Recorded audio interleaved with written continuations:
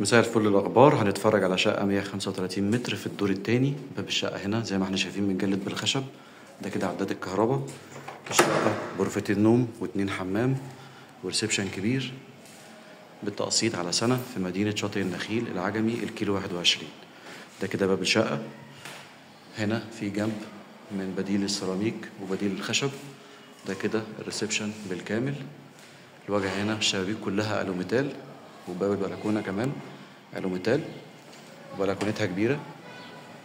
الشقة كمان في موقع حلو، تالت شارع بالظبط من البحر، وعند كنتاكي والمسجد الكبير، وجنب العمومي كمان. شقة حلوة قوي قوي للسكن الدايم وكمان للمصيف وللاستثمار.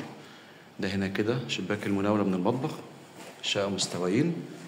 ده كده المطبخ من جوه. الأبواب هنا كلها معمول لها قشرة خشب. ده كده حمام الضيوف.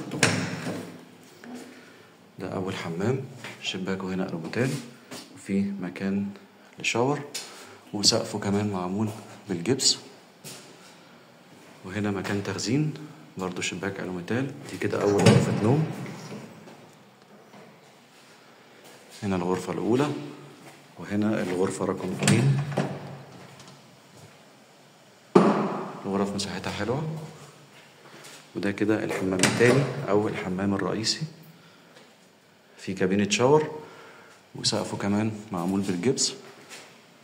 إجمالي مساحة الشقة 135 متر، غرفتين نوم واتنين حمام، مجددة بالكامل بالتقسيط على سنة، عند كنتاكي في مدينة شاطئ النخيل العجمي الكيلو 21. الدور التاني علوي، ندفع النص مقدم ونستلم فورا والنص الباقي على 12 شهر.